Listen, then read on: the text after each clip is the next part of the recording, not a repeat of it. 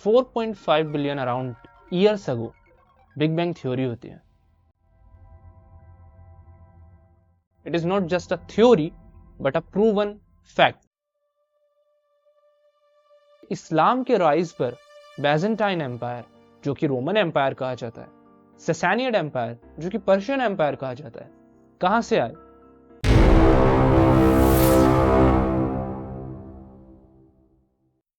दुनिया में इस्लाम का एग्जिस्टेंस भले ही 571 एडी से माना जाता है, लेकिन दुनिया का एग्जिस्टेंस आदम अलैहिस्सलाम से माना जाता है। और आदम अलैहिस्सलाम वो पहले शख्स हैं जो नबी हैं जिन्हें दुनिया में अल्लाह रब्बुल इज्जत ने भेजा। 4.5 billion around years ago big bang theory होती है।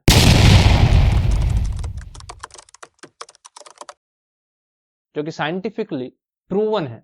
It is not just a theory but a proven fact. The thing is कि बिग बैंग थ्योरी कुरान के अंदर अल्लाह रब्बुल इज्जत ने मेंशन कर दी है। जो चीज साइंस को इतने बाद में पता चलती है, कुरान में already has been directly clearly mentioned. As per the history ना 4.5 billion years ago big bang theory हुई और 1 मिलियन से 2 मिलियन साल दुनिया को एनवायरनमेंट सेट करने के लिए लग गया। सो इट इज अराउंड के 1 करोड़ से 2 करोड़ साल तक ये मामला चले कि दुनिया इस लायक बन जाए कि इंसान उस पर रह सके। लास्ट वीडियो में हमने नबियों का सिलसिला इस दुनिया के अंदर किस तरीके से रहा वो देखा था, बट इन दिस वीडियो हम एक शॉर्ट प्रीव्यू लेंगे हिस्ट्री का, so that we can understand कि इस्लाम के राइज पर बैजेंटाइन एम्पायर जो कि रोमन एम्पायर कहा जाता है, सैसानियड एम्पायर जो कि पर्शियन एम्पायर कहा जाता है, कहां से आए, किस तरीके से इस्लाम से उनके क्लैशेस हुए और क्यों हुए, और फिर इस्लामिक हुकूमत किस तरीके से राइज हुई। For the sake of understanding we have to understand the terms of history first. For that मैंने एक टाइमलाइन क्रिएट की है। Let's just understand the timeline. अभी स्क्रीन पर एक टाइमलाइन है, इसका एक पॉइंट है, this is a Jesus Christ point. मतलब कि आप ईसा अलैहिस्सलाम के दुनिया में आने से पहले का वक्त और उनकी दुनिया में आने के बाद का वक्त। तो अगर हम ईसा अलैहिस्सलाम से आगे के टाइम चलेंगे तो इसे एडी कहा जाएगा, एनो डोमिनी, या फिर इसे कॉमन एरा भी कहा जाता है। और अगर इसके पीछे चलते हैं तो उसे बीसी कहा जाएगा, यानी बिफोर क्राइस्ट, और बीसीई यानी बिफोर कॉमन एरा भी कहा जाता है। अब एक पॉइंट अंडरस्टैंड करना है, सी इज बेसिकली सेंचुरी। सेंचुरी यानी 0 से लेके 100 तक एक सेंचुरी होगी जिसमें 100 साल होंगे। अभी हम रहते हैं 21st सेंचुरी में। इसका कॉन्सेप्ट क्या है, 0 से जब 100 कंप्लीट होंगे तो एक सेंचुरी होगी। Just like right now 20 century complete हो चुकी है and 21st is running. So 2001, 2002 and right now 2024, और जब ये 2000 से 2100 हो जाएंगे देन 21st सेंचुरी भी कंप्लीट हो जाएगी। ये टाइम पीरियड हो गया आफ्टर जीसस क्राइस्ट, यानी एनो डोमिनी का टाइम पीरियड, और कॉमन एरा भी हम कह सकते हैं। इसके पीछे का जो टाइम है अब उसकी बात करते हैं, यानी बिफोर क्रिस्ट। बिफोर क्रिस्ट का टाइम भी इसी तरीके से सेट है। अगर 0 से 100 हो गया 1 सेंचुरी बीसी कहलाएगा, बट ये टाइम बैक में जा रहा है। अब इसका कॉमन कॉन्सेप्ट क्या है? कॉमन कॉन्सेप्ट ये है कि जीसस क्राइस्ट से हम पहले जाते हैं और पहले के टाइम से हम टाइम को कम करते हुए आएंगे। सो लाइक 4.5 बिलियन ईयर्स अगो, और अब उसके पीछे का टाइम आता जाएगा, जैसे कि 3.5 बिलियन, 2.5 बिलियन, इन्हें ऐसे करते करते करते हमारा 0 पे पॉइंट वापस आ जाएगा। तो पहले के टाइम को भी सेम कॉन्सेप्ट है, 0 से अगर 100 होगा एक सेंचुरी कहलाएगी, बस वो सेंचुरी बीसी कहलाएगी। तो जब भी हम बात करेंगे एडी की, इट इज अबाउट कि ईसा अलैहिस्सलाम के आने के बाद का टाइम। कुछ लोग एडी को आफ्टर द डेथ ऑफ ईसा समझते हैं अलैहिस्सलाम। नहीं, ये बिल्कुल गलत चीज है, बिकॉज ईसा अलैहिस्सलाम की बर्थ का टाइम है वो। अब टाइम बर्थ से उन्होंने जो जिंदगी गुजारी उसको भी तो आपने इंक्लूड करना है।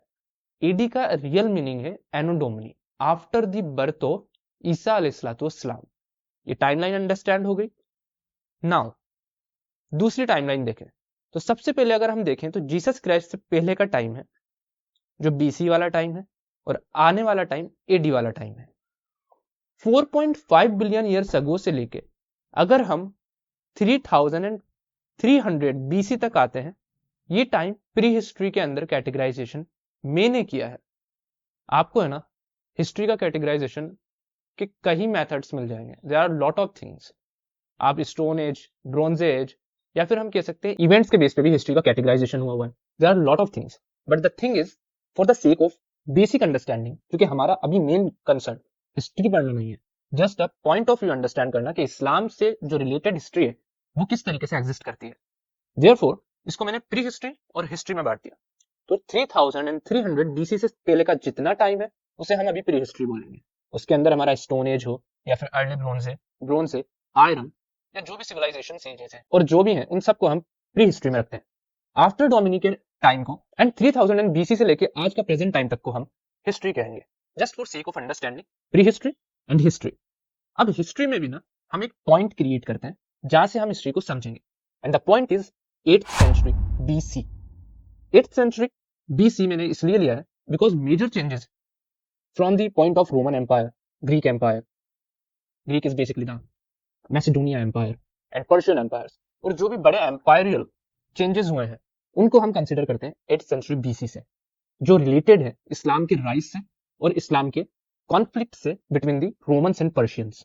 सो इस टाइम पीरियड को 8th सेंचुरी बीसी को हम पॉइंट करते हैं, और अब 8th सेंचुरी बीसी से हम प्रेजेंट टाइम को देखेंगे कि किस तरीके से दुनिया में इन एम्पायर्स के बीच में क्लैशेस हुए और किस तरीके से इन्होंने एक दूसरे को ओवरकम किया है। नाउ द पॉइंट इज कि इन क्लैशेस के अंदर भी बहुत से टाइम पे बहुत सी डायनेस्टीज दूसरे इलाकों में चल रही थी, जैसे अमेरिका में कोई चल रही हो या फिर चाइना के अंदर कुछ चल रहा है, बट हमारा मेन कंसर्न है मिडिल ईस्ट और एशिया के पार्ट को, बिकॉज इसी में ये सुपर पावर्स एग्जिस्ट करती थी। So just come to the point and just see this.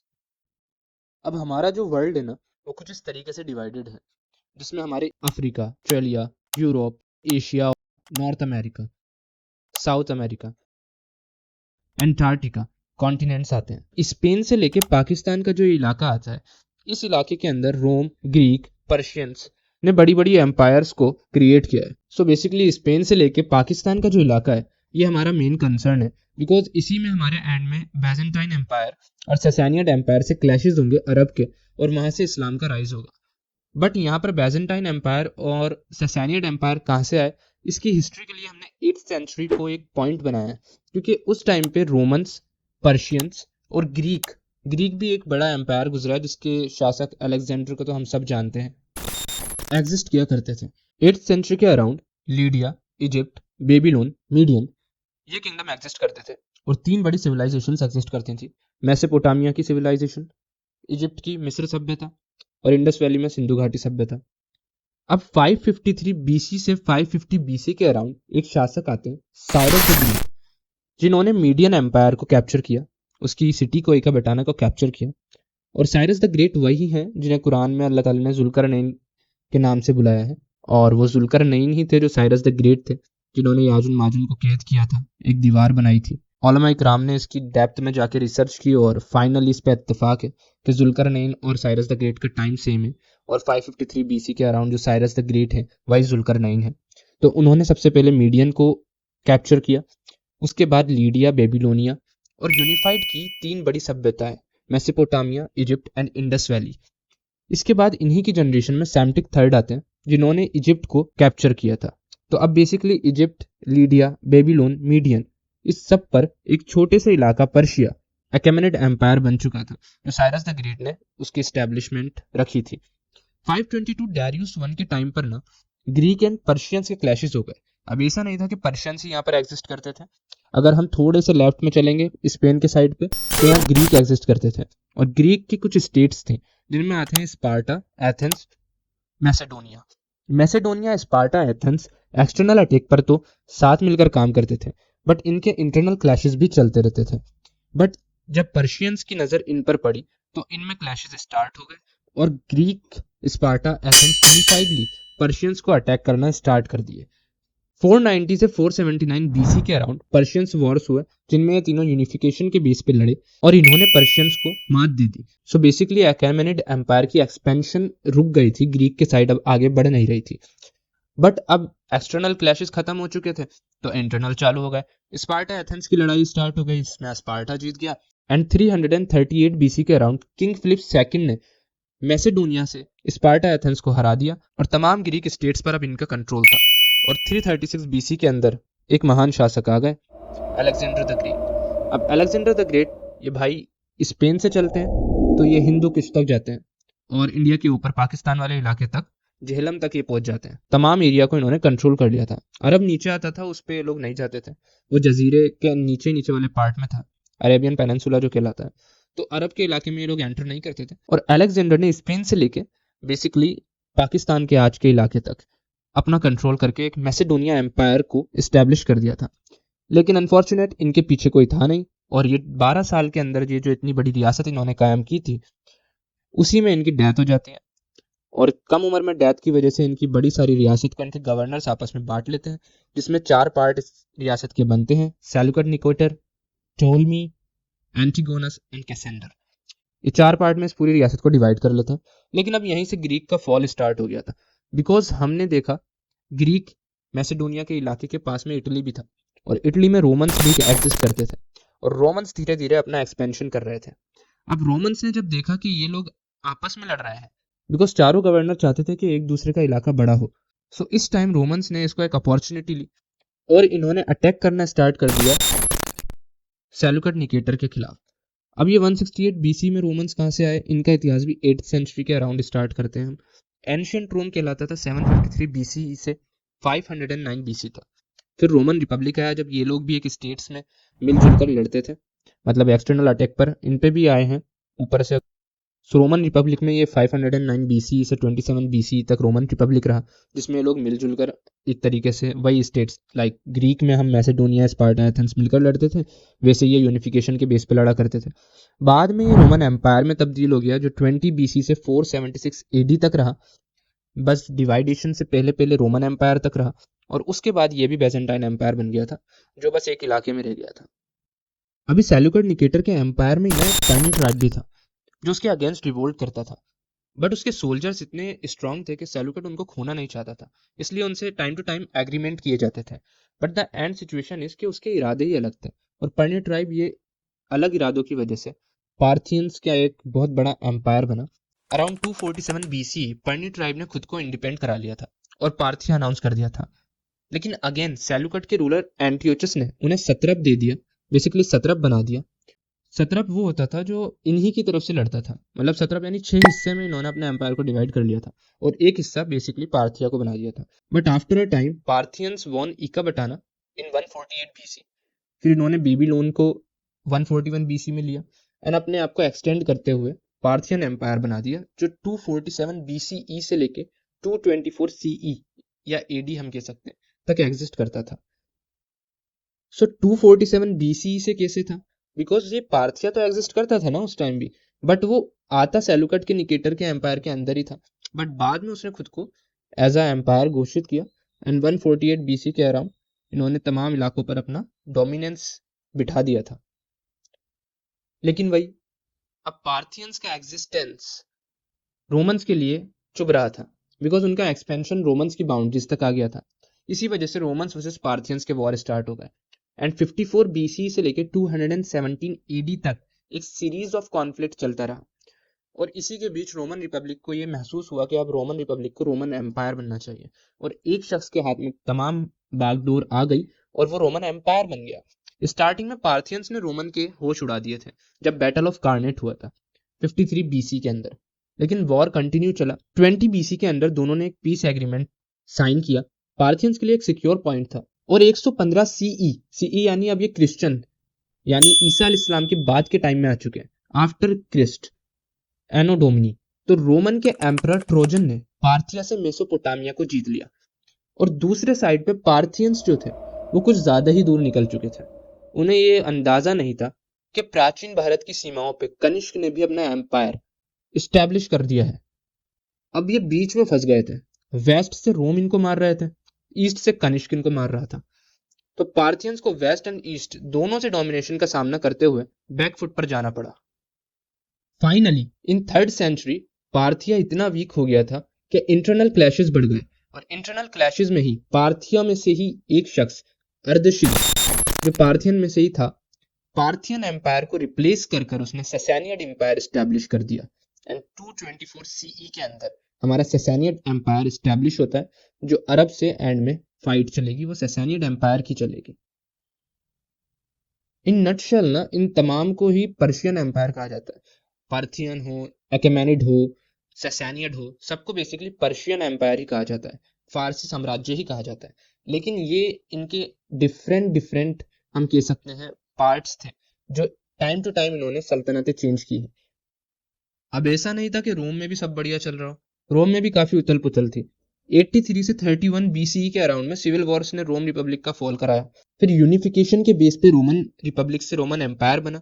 And 27 BCE के अराउंड में फर्स्ट रोमन एम्परर ऑगस्टस आ गया था। बट पिक्चर ज्यादा चेंज जब हुई जब रोमन एम्परर डाइक्लोटिन ने रोम को 4 पार्ट्स में डिवाइड कर दिया, 2 हिस्सों को ईस्ट के लिए और 2 हिस्सों को वेस्ट के लिए, और इसे कहा जाता था टिटार्की, जो 284 से 305 एडी तक चला।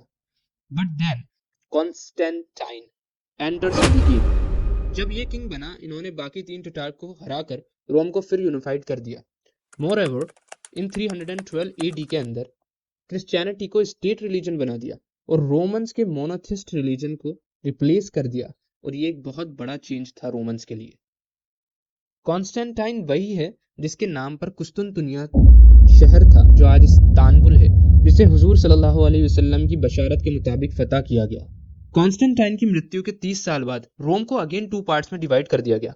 वेस्टर्न पार्ट को जर्मन ट्राइब से कंटिन्यू अटैक्स झेलने पड़े, जिसकी वजह से वहां पर जर्मनिक कंट्रोल आ गया, और जो एंशियंट रोम था, जो मेन रोम था, वो पूरी तरीके से खत्म हो गया। अब बचा था बैजेंटाइन एम्पायर। यह टाइम 476 एडी का था, जब ओल्ड रोमन एम्पायर खत्म हो चुका था और अब बैजेंटाइन एम्पायर रोमन्स की तरफ से रूल करता था, और इधर सैसानियड एम्पायर रूल करता था। एंड 571 एडी के अंदर अरब में हुजूर सल्लल्लाहु अलैहि वसल्लम की पैदाइश हुई।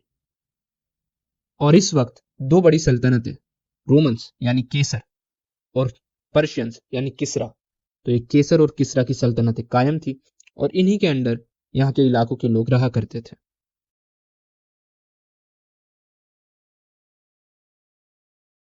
आखिर बनु जुरहम कौन थे?